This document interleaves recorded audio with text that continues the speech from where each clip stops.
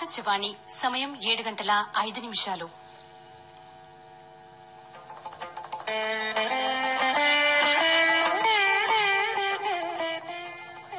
ఆంధ్ర వాల్మీకి రామాయణ రసరమ్య గాథలు. శ్రీరాముడి వనవాసానికి నాంది మందరోపాఖ్యానం 15వ భాగం. నిర్వహణ శ్రీ వనం జ్వాలా నరసింహారావు.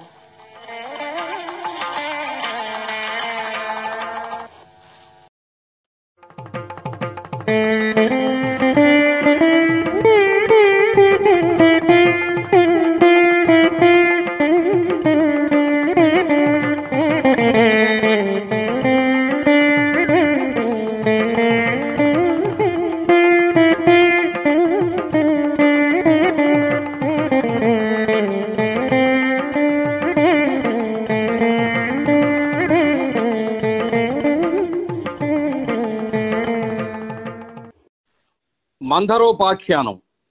శ్రీరాముడి వనవాసానికి నాంది. రామపట్టాభిషేకం విషయంలో దశరథుడి నిర్ణయాన్ని హర్షిస్తూ ప్రజలు వాడవాడలా సంబురాలు జరుపుకుంటూ సంతోషంగా మాట్లాడుకోసాగారు. ఎక్కడ చూసినా కోలాహలమే, సందడే సందడి. అంతటా మంగళవాద్యాలు మారుమోగుతున్నాయి.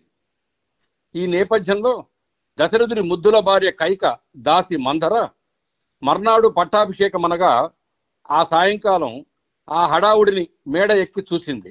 శ్రీరామ పట్టాభిషేక వార్త ఊరంతా తెలిసినప్పటికీ కైకకు తానే స్వయంగా చెప్పదలిచిన దశరథుడు ఆ విషయాన్ని ఆమెకు చేరకుండా జాగ్రత్త పడ్డాడు.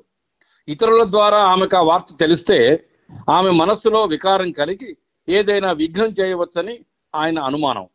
శ్రీరాముడి పట్టాభిషేకం తన సొంత కొడుకు పెళ్లిలాగా భావించి పట్టు వస్త్రాలతో అలంకరించుకొని సంతోషంగా తిరుగుతున్న ఒక స్త్రీమూర్తిని గమనించింది మందర.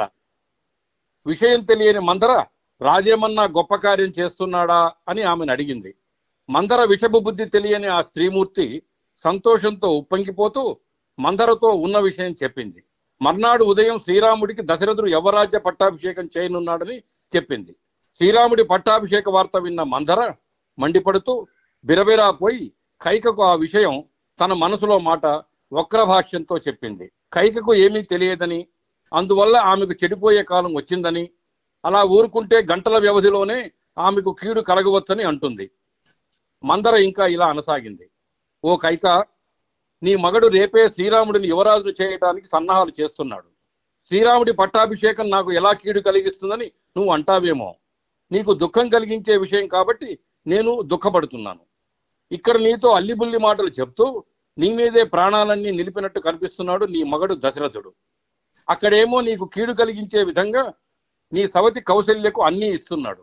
దశరథుడు మోసంతో రాముడికి పట్టాభిషేకం జరిపిస్తే నువ్వు నీ బంధువులు కూడా చెడిపోరా? నా మాట విను. నీ కొడుకును నిన్ను నన్ను రక్షించే ఉపాయం కనిపెట్టు. నీకు మేలైన పని జరగడానికి ఇది సరైన సమయం. ఇది తప్పిపోతే మరో అవకాశం రాదు. పొరపాటు పడొద్దు అని మందర తీరుగా కైకకు బోధించింది. శ్రీరామ పట్టాభిషేకం గురించి మందర చెప్పిన మాటలకు కైక సంతోషించింది. తన దేహం మీదున్న ఆభరణాలలో శ్రేష్టమైన దానిని ఒకటి తీసి అలాంటి సంతోష వార్త తెలిపిన మందరకు బహుమానంగా ఇచ్చింది. ఇంతకంటే తనకిష్టమైన వార్త లేదని అంటుంది. రాముడికి పట్టాభిషేకం జరగటం తనకిష్టమైన వార్త అని అన్న కైక మాటలు మందరకు రుచించలేదు. తన మాట కైక వినటం లేదని కోపం వచ్చింది. ఆమె తనకు ఇచ్చిన సొమ్మును విసిరి పారవేసింది. కైక సంతోషించాల్సిన సమయం కాదంటుంది. కైక మనస్సు చీకాకు పడే మాటలు మళ్ళీ మళ్ళీ చెప్పసాగింది మందర. కైకకు ఎన్నో విధాలుగా దుర్బోధ చేసింది. ఆమె మనస్సు మార్చింది. మందర చెప్పింది సబబుగానే అనిపించింది కైకకు. తన కొడుకు రాజు కావడానికి మంచి ఆలోచన ఉపాయం చెప్పమని మందరను అడుగుతుంది. తన కొడుకుకు రాజ్యం రావాలని, రాముడికి పట్టాభిషేకం కాకూడదని అంటుంది. ఉపాయం చెప్తే తప్పక అమలు చేస్తానంటుంది. అలా అడిగిన కైకకు మందర ఉపాయం చెప్తుంది ఈ విధంగా. దేవతలు రాక్షసులతో యుద్ధం చేసే సమయంలో ఇంద్రుడు నీ భర్తను తనకు తోడు రమ్మని అడిగాడు కదా. అప్పుడు దక్షిణ దిక్కున ఉన్న దండకారణ్యంలో పగవాడైన శంబరుడి పట్టణమైన వైజయంతం మీదకు నీ భర్త దండయాత్రకు పోయేటప్పుడు ఆయన వెంట నువ్వు కూడా వెళ్ళావు కదా. ఆ యుద్ధంలో దశరథుడు రాక్షసుల వల్ల గాయపడి రథం మీద మూర్ఛపోయిన సంగతి గుర్తుందా కదా. మూర్ఛపోయిన నీ భర్తను రథాన్ని ఆపద నుంచి తొలగించి యుద్ధభూమి నుండి దూరంగా తీసుకుపోయావు నువ్వు. అక్కడికి కూడా తరుముకుంటూ వచ్చిన రాక్షసుల బారిన పడకుండా వేరొక రహస్య ప్రదేశానికి రథాన్ని తోలుకుపోయావు నువ్వు. అలా 2 సార్లు ప్రాణాపాయం నుంచి కాపాడిన నీకు దశరథుడు 2 వరాలు ఇచ్చాడు. అప్పుడు నువ్వు ఆ వరాలను అప్పుడు కోరలేదు. అక్కరపడి ఇష్టం వచ్చినప్పుడు అడుగుతానంటే అలాగే కానిమ్మని దశరథుడు అన్నాడు. నీ భర్త నీకు 2 వరాలు ఇస్తా అన్నాడు కదా, అవి ఎలాగ అడగాలో చెప్తా విను. పట్టాభిషేకం కొరకు ప్రస్తుతం రాముడికి చేస్తున్న కార్యక్రమాలన్నిటినీ రద్దు చేసి అవి భరతుడికి చేయమని అడగటం మొదటి వరం. ఇక రెండవది 14 సంవత్సరాలు రాముడు అడవులకు వెళ్లాలని కోరటం. ఈ 2 వరాలు కోరుకో. రాముడు అరణ్యాలకు పోతే రాజ్యం నిరాటంకంగా భరతుడిదే. కోపం వచ్చిన దాని వల్ల నటించుతూ కోపగృహానికి పోయి నేల మీద చినిగిన గుడ్డ వేసుకుని పడుకో. నీ భర్త నీ దగ్గరకు వచ్చే సమయానికి ఒగలమారి ఏడుపు మొదలుపెట్టు. జాగ్రత్తగా నాటకం ఆడు. మనస్సు దృఢంగా ఉంచుకో.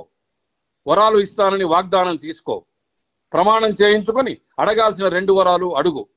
ఇలా చెప్పిన మందర తెలివికి ఆశ్చర్యపడి సంతోషంతో ఆమెను మెచ్చుకుంది కైక. కైక కోపగృహంలో ప్రవేశించింది. జడను విప్పి విరబోసుకుంటుంది. కటిక నేల మీద పడుకుంటుంది. ఆభరణాలు తీసేస్తుంది. తీసిన ఆభరణాలను ఇంటి నిండా వెదజల్లుతుంది కైక.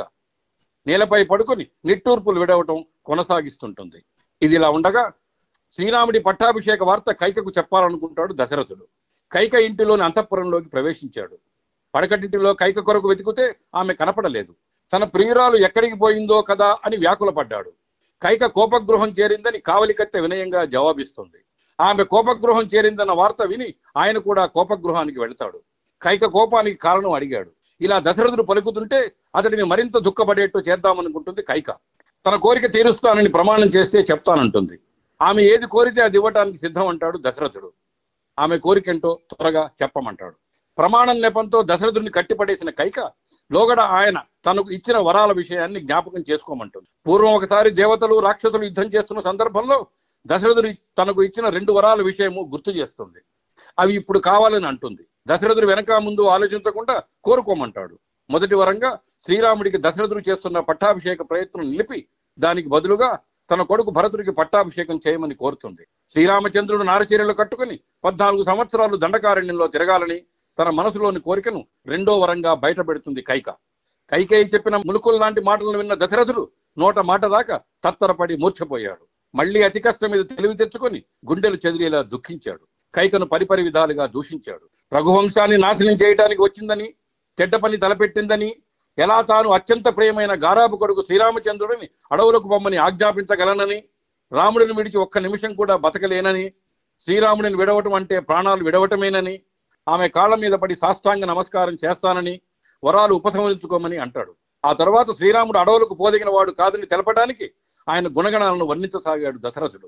ఇలా అంటూ దశరథుడు కైకను వేడుకోవటం మొదలుపెట్టాడు. దశరథుడి మాటలకు కోపం అతిశయించక కైక రాజుతో ఇలా అనసాగింది. ఏమోయ్ రాజా, వరాలు కోరుకో, నేను ఇస్తానని ప్రమాణం చేసి నన్ను నమ్మించి నేను 2 వరాలు కోరితే అవి ఇవ్వటానికి ఏడుస్తున్నావు. ఇది నీకు తగిన పనేనా? వగలమారి ఏడుపులతో నన్ను మోసగిద్దామనుకుంటున్నావా? నేను చేసిన ఉపకారానికి ప్రత్యుపకారంగా నా కోరిక తీరుస్తానని నువ్వు ప్రమాణం చేశావు. మరి ఇవ్వటానికి ఎందుకు ఏడుస్తున్నావు? ఆ మాటలు విన్న దశరథుడు కైకతో న్యాయ నిష్ఠూరాలు ఆడాడు. ఇంకా ఇలా అంటాడు దశరథుడు. శ్రీరాముడు అరణ్యానికి పోవడంతో నా మరణం సంభవించడం తథ్యం. నా వెంటనే కౌశల్య మరణిస్తుంది. లక్ష్మణుడు అన్నను వదిలి ఉండడు. శ్రీరాముడి వెంట అడవులకు పోతాడు. శత్రుఘ్నుడు భరతుడి వెంట మొదలే వెళ్ళిపోయాడు.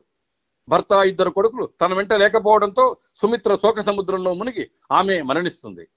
పాపాత్మురాలా, నన్ను, కౌసల్యను, సుమిత్రను, న్యాయవంతులైన రామ లక్ష్మణ శత్రుఘ్నులను దుఃఖంలో ముంచి నువ్వు మాత్రం సర్వసుఖాలు అనుభవించు. శ్రీరాముడిని విడిచి ఉండటం నీ కొడుకుకి ఇష్టమైతే అలాంటి అధర్మ చరిత్రుడు విడిచే తిలోదకాలు తండ్రికి చెందవు. మరణించిన నాకు అతడు ఊర్ధ్వలోక క్రియలు చేయకూడదు. నేను మరణిస్తే శ్రీరాముడు అడవికి పోతే నువ్వు విధవై నీ ఇష్టం వచ్చినట్లు నీ కొడుకుతో సహా నీవే రాజ్యాన్ని ఏలుకో. దశరథుడి ఇలా తనలోని కోపాన్ని అణచుకోలేక అనదలుచుకున్న మాటలన్నీ అని తిట్టదలుచుకున్నవన్నీ తిట్టి మళ్లీ మెత్తని మాటలతో కైకను బతిమిలాడాడు.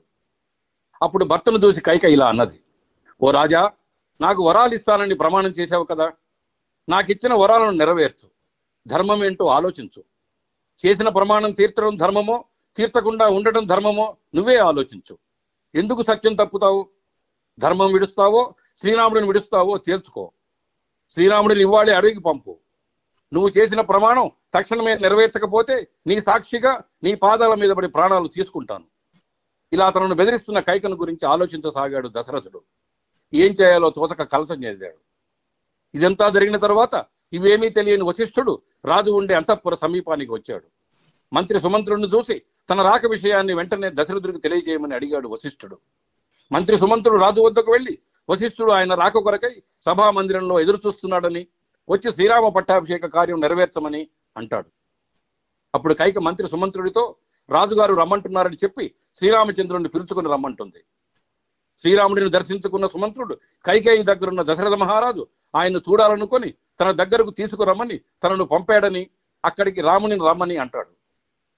లక్ష్మణ సహితంగా బయలుదేరి తమ్ముడు తోడురాగా అంతఃపురంలోకి వెళ్ళాడు శ్రీరాముడు. దశరథుడి పరిస్థితి చూసి విచారపడ్డాడు. అప్పుడు రాముడికి కైక తన వారాల సంగతిని చెప్పింది. తండ్రి మాట పాలించదలుచుకుంటే వాటిని నెరవేర్చమని, 14 ఏళ్లు అరణ్యాలలో సంచరించడానికి తక్షణమే బయలుదేరాలని, ఆయన అభిషేకానికై తయారు చేయబడిన సామాగ్రి అంతా భరతుడికి ఇవ్వాలని చెప్పింది. వెంటనే రాముడు తక్షణమే తాను జడలు ధరించి నారవస్త్రాలు కట్టుకుని భయంకరమైన అడవులకు పోయి తండ్రి మాటలు యథార్థం చేస్తానని అంటాడు. శ్రీరాముడు కైకతో ఇలా అంటాడు.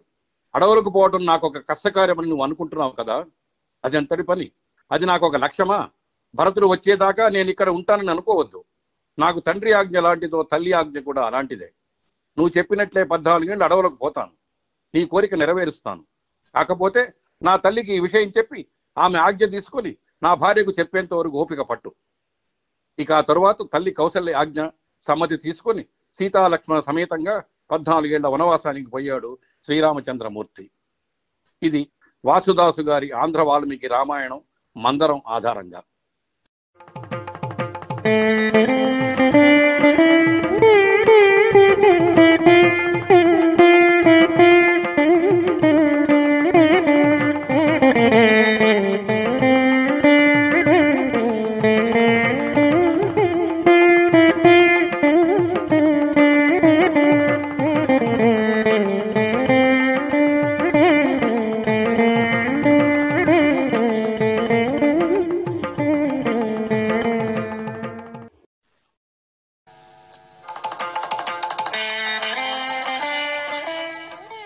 ఆంధ్ర వాల్మీకి రామాయణ రసరమ్య గాథలు.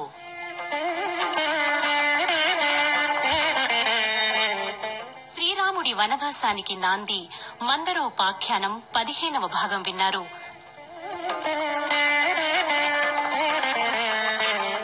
కార్యక్రమ నిర్వహణ శ్రీ వనం జ్వాలా నరసింహారావు. ఈ కార్యక్రమం ఆకాశవాణి హైదరాబాద్ కేంద్ర సమర్పణ.